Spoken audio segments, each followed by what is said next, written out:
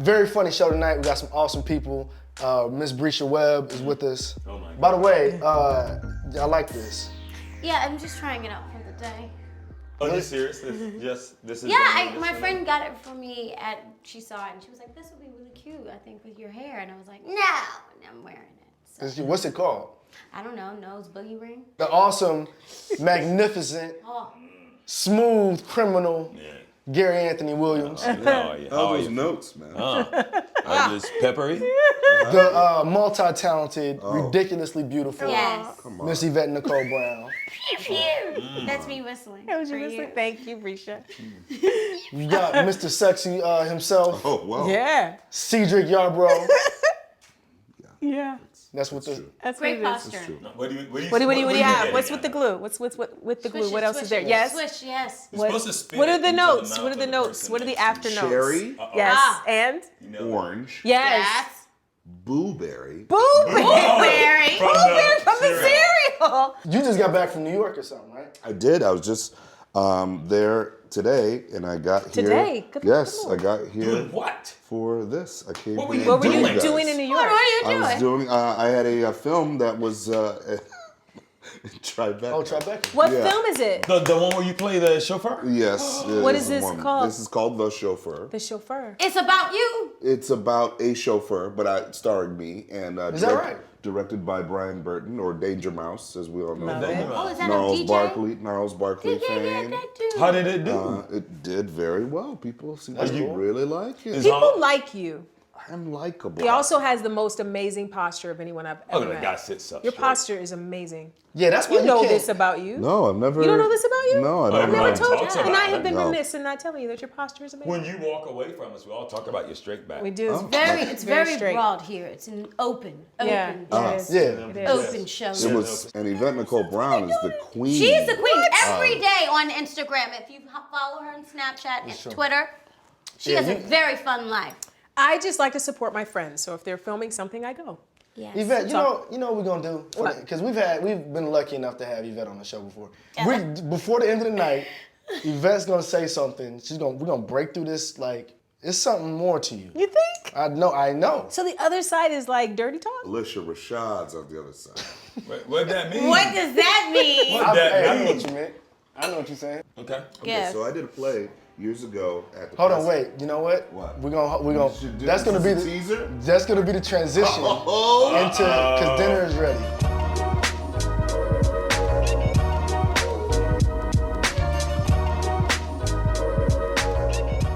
Finish your Felicia Rashad story. Oh, yes. The king of transition. I'm good at him. Okay, so I was doing a play at the Pasadena Playhouse.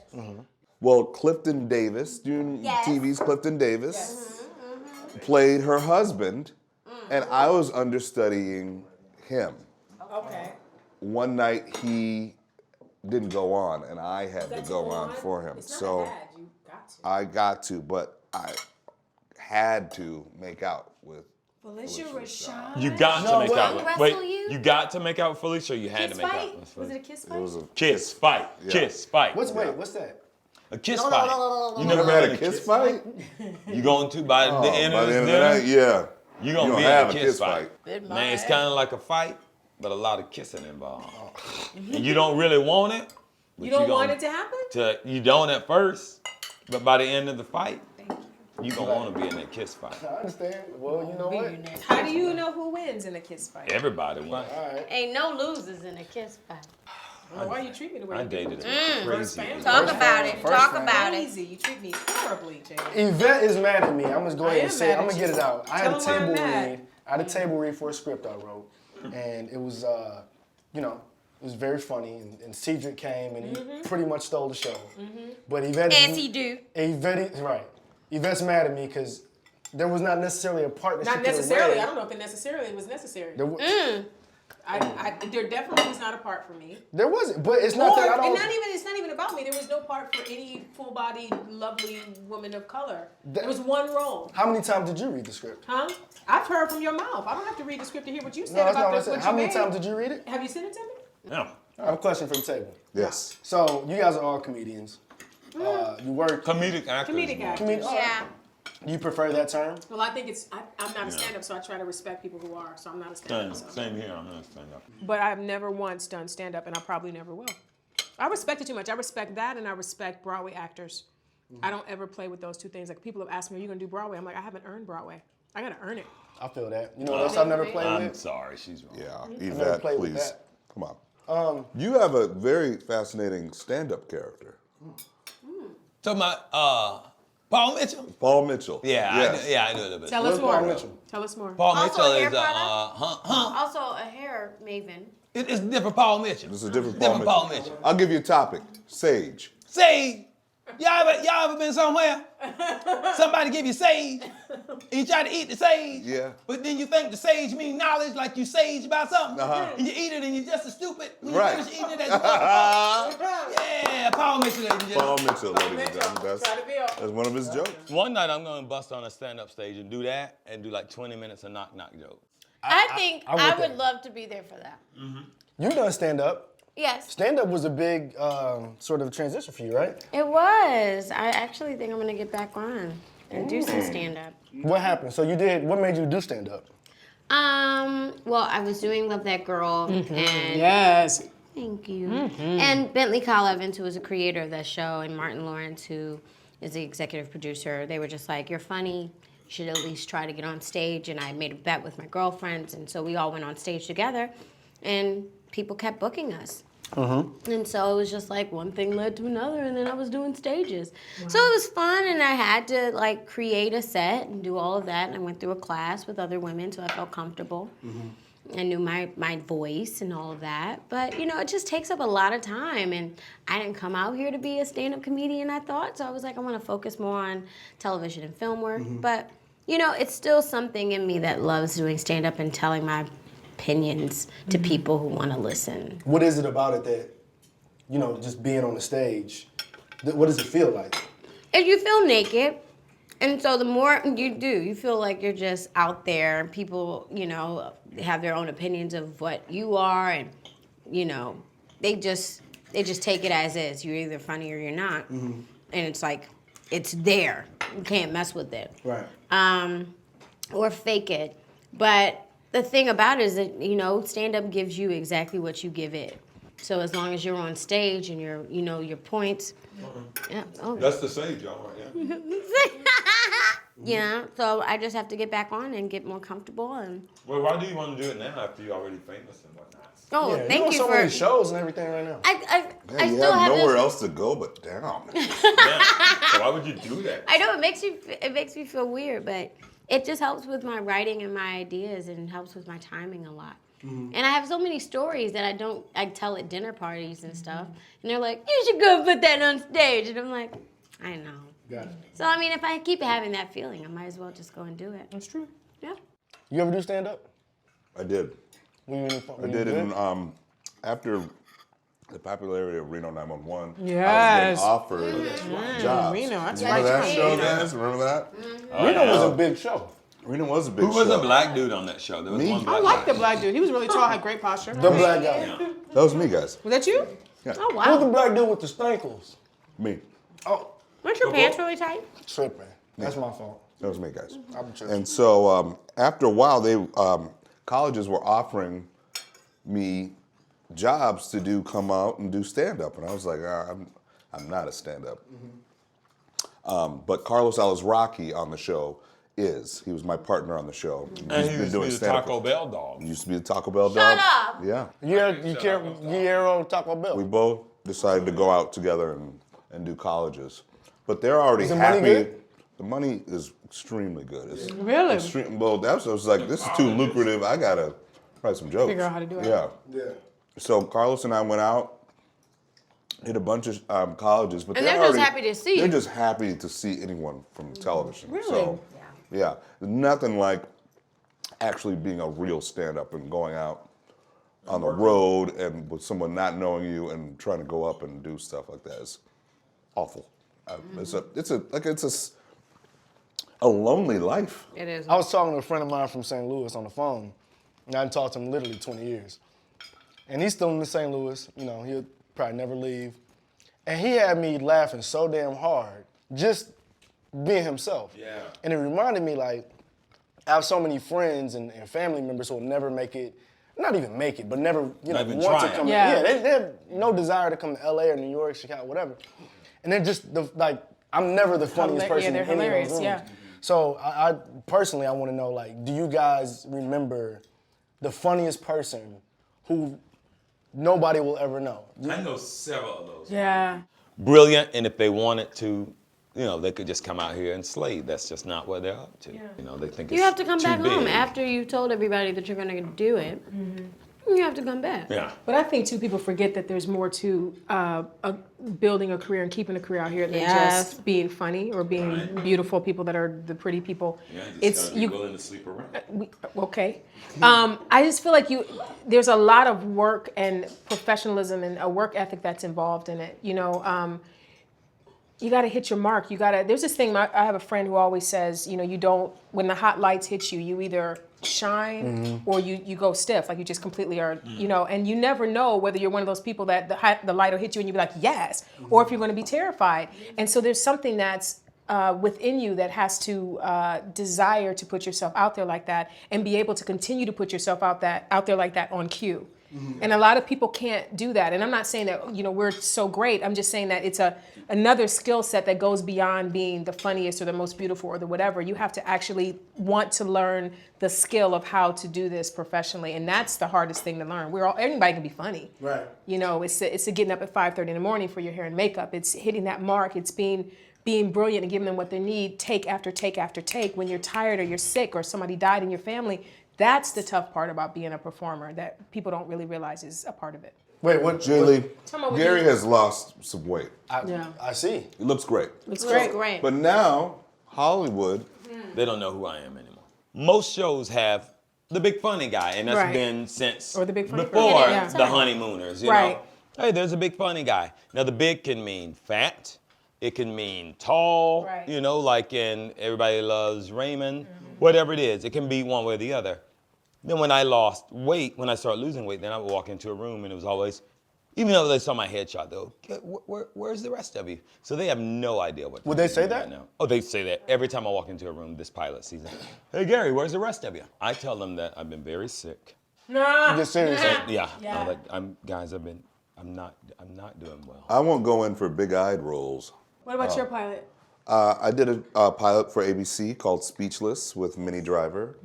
Minnie, And, I love her. She's very, very She's sweet. awesome, and she can sing really well. Yes, she can. I didn't have a Always. pilot this year. Did you have a pilot this I year? didn't, but I am also being paid by the government to not act like a Really? subsidized performer. And you have a television show Well, with America's Matthew allegedly. Perry. America's Matthew Perry and America's Thomas Lennon, which you Lennon. also have had the pleasure of. But you are always she doesn't ever just have one show. Like she's got that show, and then she's on that that Hollywood game night, and then she's on that. She's Walking very Dead famous. with Wow. people. Walk the Talking Dead. Talking Dead. People love you. I love them. Now, let me I ask do want you. to say that. Go ahead. I was gonna, so Walking Dead, one of your favorite shows, right? Yes.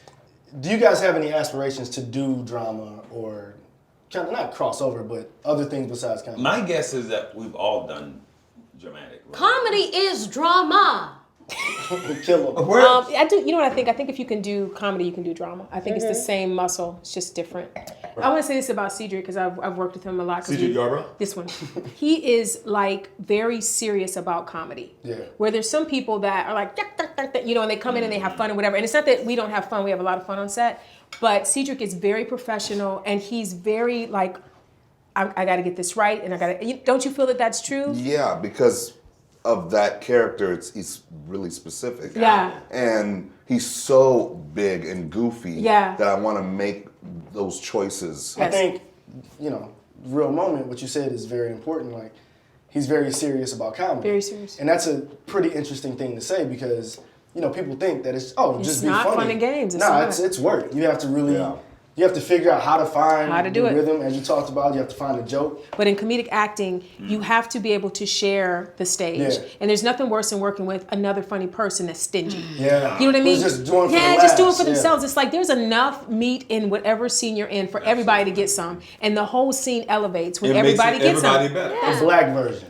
Jordan Black Explain did. this. We take your typically white movie and then we perform the black version of it with an all black improv comedy cast. Nobody is stingy in that group. No. And everybody throws it up for everybody to knock it out. Yeah. You wouldn't But be you there. guys are so in sync too, because just being on stage with you guys, you weren't there that day, but being on stage with you guys, I felt like you guys all are in this synergy where you guys all know where the ball is going to be tossed. But we also all, everybody genuinely likes each other. If you weren't doing what you do, like what other professions would you do? I'd be a teacher. Really? I can see that. Kindergarten What kind of teacher. teacher? Kindergarten. I love 5 and 6 year olds. What do you like about 5 and 6 year olds? I like that they're not tainted yet. They're still at the age where you can, teach them about life. Taint them?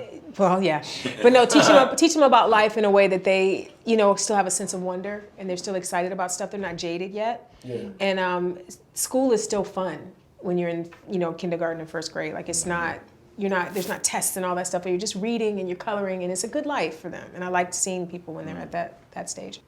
Probably like own a toy store or something like that. Oh, I can see you doing Because that. I love toys. And I can still see love you toys doing even that. as an Do you adult. collect toys? I used to collect toys, and then I started making money. And I kept collecting toys, and then I thought, I'm gonna look like an idiot. I follow a lot of people on Instagram who, they put the toys like in action shots. Oh, and take a picture. Those are See, great. that's what I did. I'm glad I didn't turn into that. Yeah. That's kind of cool though. What would you be doing? I think I would be a nurse, but a nurse that doesn't clean up human feces. Yeah. Like I don't want to clean up poop or pee You or clean throw up up. like elephant feces. I could see you being a nurse. I would be a nurse. I love making people laugh, and when they're sick and they don't have any friends, I would love to be their friend. I'm like the first friend all of my friends call when they have a breakup or something silly. Or Does that any- weigh on you after a while? Like, No. does that depend on you to be the? I love it. I love it. I love. That's my Your gift. gift.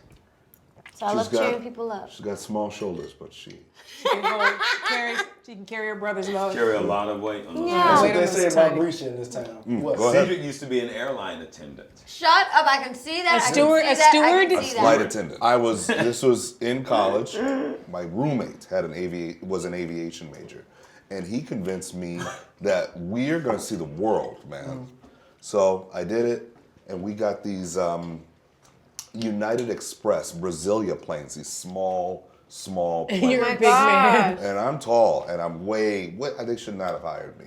Way too big to be a flight attendant. And I didn't get to see the world. I didn't get to see him at all. He was stationed elsewhere. I was stationed in Sault Ste. Marie, Michigan, near a prison. Man, So if you weren't That doing what you sucks. do now, you wouldn't be doing that either. I would not be doing that. But kill yourself. I don't know what I would be doing.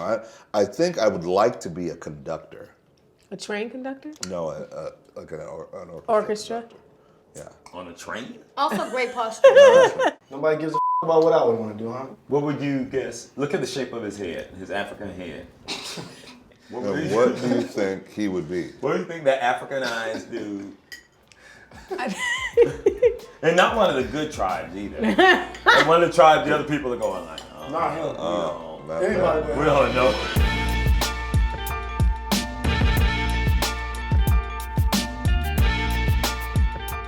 My kid said to me a couple of years ago when I was concerned with whether he was like scared of the earthquakes. He said this to me. I said, "Look, buddy, if I'm not back and there's a big earthquake, I'll be back and I'll take care of you. I'll get you. And don't worry, you have to be nervous." He said, "If I don't see you in an hour, I will consider you dead." That's real. See you in It's an a hour. wrap. But he I got to don't cut see you his in an losses. hour. He's like, I'm not waiting on this. Dude. A new daddy. You said you like to cheer people up when they feel bad. And I do. who cheers us up? I love being in circles like this. But it's just like being in things like this. This makes me laugh. Being Yeah. in the company of really funny people. Yeah. Or people, just characters. I find characters, everywhere. Yeah. So just being around people, But comedians, they are pretty hard on themselves, So you just have to, I know a lot Keep of your dark distance. comedians. yeah, You they, mean dark-skinned? Like Dark, me? yeah. A lot of stand-ups that I know, they're up there working out their stuff. Yeah. Like they're And it's there. truth. Yeah, and it's brave. That's why I respect them so much, because it's so brave to get up there with just a brick wall and a mic and people that may not be rooting for you. That's the other thing. If you're a superstar comedian, then everybody there paid their money to see you. But if you're doing ha-ha cafes or Checkies on, you know, whatever, Main Street. They don't know you. It's very And for you humbling. to get out there and go, hey guys, I'm so-and-so and this is what I'm here to do, you have to be working through your own stuff to have the courage to get up there and do that night after night. So I feel like that with writers too, though. The same thing. Like I know a lot of writers comedy writers, who are just dark. Like I've heard some very dark jokes in the writers' room. I don't think most of my comedic actor friends are like that. Yeah. Because we're not doing our stuff anyway. We're doing other people's stuff. Unless you're a comedic actor who also created your own show or whatever. It's other people's stuff. Right. You're helping them work through their stuff, through the lines you say. nothing makes me happier than hearing other people Doing well. doing well. Yeah. Such a Yeah. big heart. It really is a difference between sketch and improv actors, that world, and stand-ups. Stand-ups are, I feel like, are also very rehearsed. The material is rehearsed over and over and over again. And sketch and improv stuff is a lot faster and up, and you know, especially if it's an improvisation, it's right then and there, and that's it. And those people seem to be a little bit more brighter, a little bit. Sketch people? Yeah. But Because they dwell in possibilities, though. They dwell in. They're in like an imaginary, a make-believe, playful world. Whereas, Yes, and. yeah. Look, we're gonna wrap it up. We're sponsored as well by the Peg Effect, and their mission statement is to provide through the cycle of giving. Right. So these goodie bags have all of these things in there for people who need them. So homeless people or people in need. There's water, toothpaste, feminine male products. beautiful. So if you pull up to a stoplight, you go to a store, you go downtown, you want to give back, you can just reach in the back, grab one of these bags, and you can just give them out. That's wonderful. You can go to thepegeffect.org. Org. You can buy them, keep them in your car. Now Well, you have more guys, gifts to give away. that was it. I hope you guys like dinner. We did it. Delicious. That was delicious. Wonderful. Thank Really, you. really good. Thank you guys for coming. Thanks for sharing. Thanks for having us. You're welcome.